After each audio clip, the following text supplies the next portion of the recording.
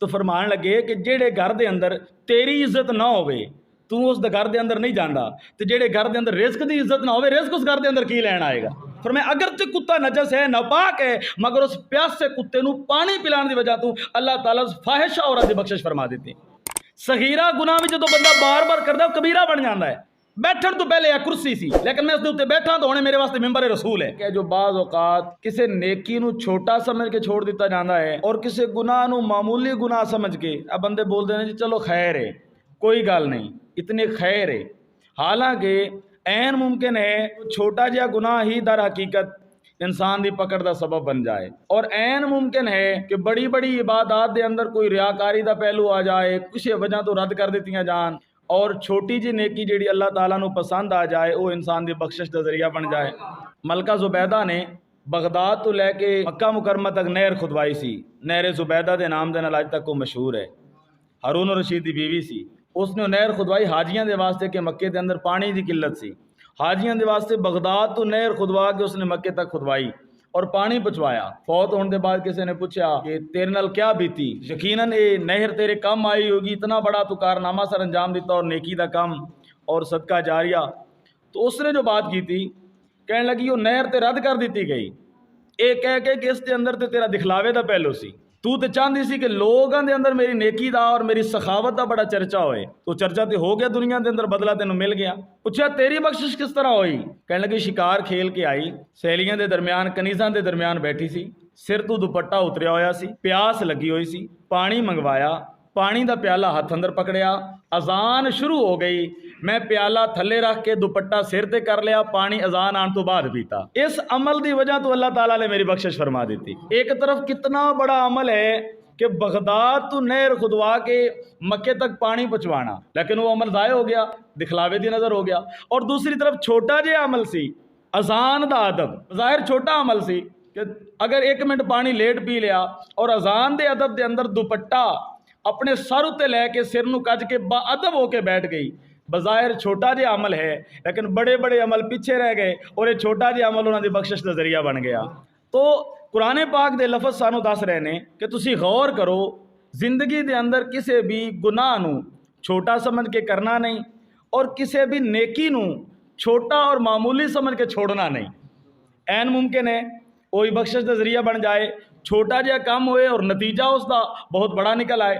ایسی روز دیکھتے ہیں کیڑیاں چڑھ رہی ہیں دیوار ہوتے، اسی بھی دیکھتے ہیں، لیکن ایک دن سلطان محمود غزنوی بیٹھا سی، اس نے دیکھیا ایک کیڑی دیوار ہوتے چڑھن لگی، وہ بیٹھا سی غور دے نال دیکھنے لگ پیا، وہ کیڑی تھلے گر گئی۔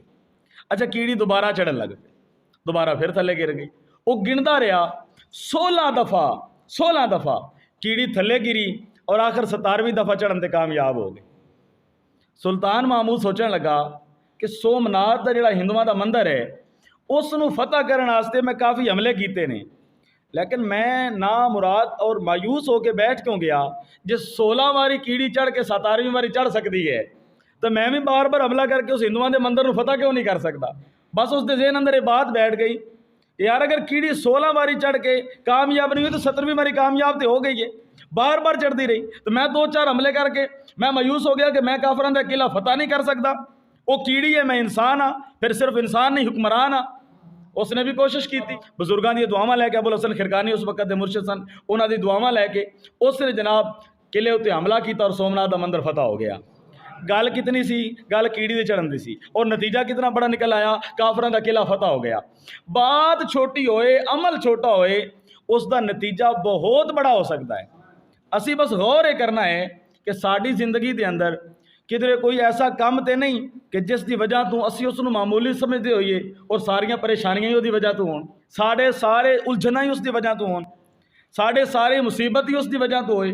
کوئی زندگی دے اندر، گھر دے اندر، طرز زندگی دے اندر، لائف سٹائل دے اندر کوئی ایسا کام تے نہیں کہ جس دی وجہ تو ہی ساری مصیبت ہوئے۔ تو انسان سوچے، اور پھر کوئی ایسا کام چھوٹا جہا تے نہیں کہ جس میں چھوڑ رہا ہوں اور اس اگر میں کراں تو میں بہت بڑا اللہ تعالیٰ دی طرف رحمت والا فائدہ حاصل کر سکاں۔ امام غزالی رحمۃ اللہ علیہ نے یہ بات سمجھائی، آپ نے فرمایا تسی کیتا کی ہے، جو اصل خزانہ ہے اس نو تسی سمجھا کچھ نہیں، اور جو کچھ بھی نہیں ہے اس نو تسی اصل خزانہ سمجھ بیٹھے۔ جو اصل خزانہ سی اس نو تسی معمولی کر دیتا، اور جڑی معمولی چیز سی دنیا، حقیر چیز، دنیا دی حیثیت اللہ تعالیٰ دی بارگاہ دے اندر اللہ تعالیٰ دے نزدیک مچھر دے پر برابر بھی نہیں ہے، اور اسی اس نو سب کچھ سمجھ لیا، اور آخرت جو ہمیشہ والی زندگی ہے اس نو اسی معمولی سمجھ لیا۔ اس دی مثال قرآن پاک نے بیان کی تھی، کسراب بقیت یحسبہ الظمآن ماء، فرمایا ایک بندہ پکی سڑک اتنے چلدا ہوئے یا لک دک صحرا دے اندر چلدا ہوئے، اس نو دور تو دیکھے تو اس نو سڑک تے پانی نظر آئے گا، یہ صحرا دے وچ اس نو معلوم ہوئے گا کہ پانی ہے، لیکن جب قریب جائے گا تو پانی یہی تو دھوکا ہے۔ فرمایا تسی اس دھوکے دے اندر آ گئے۔ اللہ تعالیٰ نے فرمایا، پیارے محبوب علیہ السلام فرماندے نے کہ اللہ تعالیٰ فرماندا ہے کہ اگر میرے نزدیک دنیا دی حیثیت مچھر دے پر جتنی بھی ہوندی تو کافر نو ایک گھٹ پانی دا بھی عطا نہ کرتا۔ حضرت ابراہیم بن ادم رحمۃ اللہ تعالیٰ علیہ آپ بادشاہ سن زمانے دے، لیکن چھوڑ چھاڑ کے ایک واقعہ پیش آیا، بادشاہی نو ٹھوکر آپ نے ماری اور جنگلاں صحراواں دے اندر نکل کے اللہ تعالیٰ دی عبادت کرن دے واسطے۔ ایک دن بیٹھے سن اللہ اللہ کر رہے سن، ایک پرانا انہوں دے زمانے دا وزیر کولوں گزریا، کہنے لگا کہ اے ویکھو بے وقوف بندہ بیٹھا ہے جڑا بادشاہ سی اور بادشاہی چھوڑ کے آ کے انہیں اتنے جناب مصلی بچھا کے بیٹھا ہے، اس کو بڑا بے وقوف کون ہوئے گا؟ اس وقت حضرت ابراہیم بن ادم رحمۃ اللہ علیہ آپ نے فرمایا کہ جس نو تو بادشاہی سمجھنا ہے میں اس نو فقیری سمجھنا، اور جس نو تو فقیری سمجھنا ہے میرے نزدیک بادشاہی ہے۔ اس نو سمجھ نہیں آئی، کہنے لگا جی یہ کس طرح ہو سکتا ہے؟ تسی کہندے ہو اے بادشاہی ہے، اے محتاجی ہے، اے فقیری ہے۔ آپ دے کول سوئی سی، آپ نے اپنی سوئی دریا دے وچ سٹی، اور پھر آپ نے فرمایا مچھلیوں میری سوئی پیش کرو۔ مچھلیوں، حالانکہ سوئی ایک سی تو کہنا چاہیے مچھلی میری سوئی لے آ، لیکن مچھلیوں میری سوئی لے کے آؤ۔ وہ جتنیاں مچھلیاں سن جناب، کوئی مچھلی کھڑی ہو گئی اس دے منہ دے اندر سونے دی سوئی ہے، کسے دے اندر چاندی دی سوئی ہے، رنگ برنگیاں سوئیاں لے کے جناب مچھلیاں، اس نے کہا نہیں میری سوئی پیش کرو۔ تو ایک مچھلی اوپر ہوئی اور وہی سوئی جیڑی آپ نے گرائی سی آپ نے سوئی واپس لے لی، تے آپ وزیر نو فرمان لگے کہ بادشاہی وہ سی یا بادشاہی ہے؟ بیٹھے سن ممبر تے اور آپ تقریر کر رہے سن، امام عبد الوہاب شرانی رحمۃ اللہ علیہ ممبر تے بیٹھے آپ خطاب کر رہے سن اور آپ ایک شعر پڑھ رہے سن، پیارے آقا علیہ الصلوۃ والسلام دی شان بیان کرنے لگے، اور آپ نے شعر پڑھیا، محمد بشر لا کل بشر کل یاقوت حجر لا کل حجر، اور یہ شعر پڑھ پڑھ کے جھوم رہے سن۔ پیارے محبوب علیہ الصلوۃ والسلام دی شان سی نا، تو شان بیان بھی کر رہے سن اور بیان کر کے خوش بھی ہو رہے سن، سامعین بھی بڑے خوش ہو رہے سن پیارے آقا علیہ الصلوۃ والسلام دی شان سن کے۔ اس کا ترجمہ بنتا ہے کہ محمد صلی اللہ علیہ وآلہ وسلم بشر ہیں لیکن بشروں کی طرح نہیں ہیں، بشر ہیں لیکن عام بشراں دی طرح انہاں دی حالت نہیں۔ اور اگلے شعر اندر اس دی مثال دیتی، فرمایا کل یاقوت حجر لا کل حجر، جس طرح یاقوت بھی ایک پتھر ہے پر پتھر طرح نہیں ہے، باقی پتھر پیراں تھلے آ رہے ہیں، جبکہ یاقوت جناب بڑی بڑی اعلیٰ جگہ دے ہوتے اور بادشاہاں دے جناب تاجاں دے اندر پیوست ہے، تو پتھر دی طرح نہیں ہے حالانکہ پتھر ہے۔ اس طرح پیارے آقا علیہ الصلوۃ والسلام بشر ہیں لیکن عام بشراں دی طرح نہیں ہیں۔ آپ دی شان بیان کر کر کے جھوم رہے سن اور خوش ہو رہے سن۔ اس وقت رات نو جدوں اے آپ تقریر کر رہے سن دن نو، رات نو پیارے محبوب علیہ الصلوۃ والسلام دا دیدار ہویا۔ آپ صلی اللہ علیہ وسلم فرمان لگے عبد الوہاب تو ساڈی شان بیان کر کے جھوم رہا سی، اسی سن کے جھوم رہے سی۔ اور آپ صلی اللہ علیہ وسلم فرمان لگے میں تیری بھی سفارش کراں گا اور جڑے خوش ہو کے سن رہے سن میں انہاں دی بھی شفاعت کراں گا۔ تو آپ صلی اللہ علیہ وسلم دی شان بیان کرنا تو ایک ایسا بڑا عمل ہے، بظاہر دنیا دے ایک معمولی جی عمل ہے، اور جس نو اسی زیادہ ٹائم نہیں دیندے، درود پاک نو محبت رسول نو اس نو زیادہ اہمیت نہیں دیندے، حالانکہ معمولی چیزاں نہیں، بہت بڑی اہمیت دی عامل چیزاں نے۔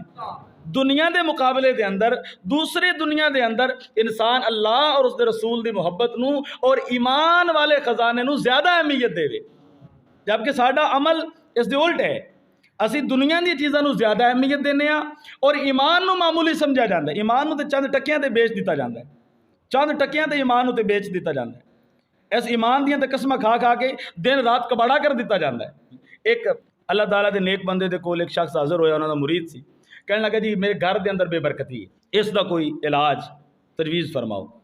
وہ اج دے خیر عاملہ طرح نہیں سن کہ میں تیرے گھر اندر جاواں تے توبہ کڈاں تے تویز تینوں کڈ کے وکھاواں، ہاں جی سرانا پاڑ کے تینوں تویز کڈ کے وکھاواں، ہاں جی ایسے وہ نہیں سن۔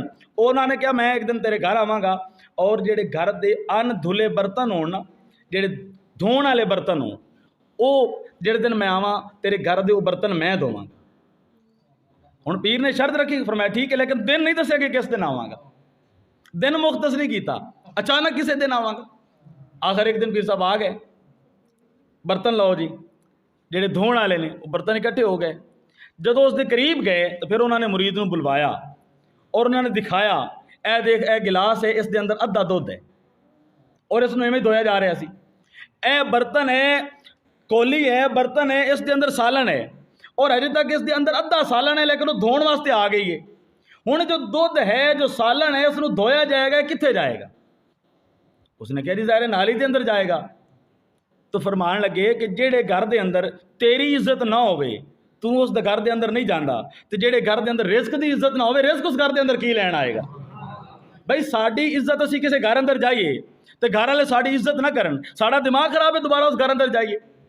भाई साड़ी उन्होंने बेकदरी की थी, असी दोबारा उन्होंने कुल की लैन जाना है। तो अगर इंसान रिस्क की बेकदरी करे तो रिस्क भी दोबारा उस घर के अंदर लौट के नहीं आता। रिस्क भी गैरत वाला है। अता कहते हैं कि जनाब बर्तन साफ करो सुन्नत है। हाँ, अगर बर्तन इंसान थोड़ा उसके विचों सालन वगैरह इस्तेमाल किया है और बाकी इंसान को यकीन है कि दूसरे को इस्तेमाल कर लेगा तो फिर तो ठीक है, फिर तो ठीक है कि दूसरा को इस्तेमाल कर ले। लेकिन अक्सर इस तरह होता है कि एक बंदे का जूठा दूसरे इस्तेमाल नहीं करते, उसनों सुट दिता जाता है। तो उसके वास्ते इंसान को चाहिए कि इंसान अपने बर्तन के अंदर सालन उतना पाए जितना इंसान ने खाना होए, ताकि बाकी ना बचाए कि जिसनों ज़ाय कर दिता जाए।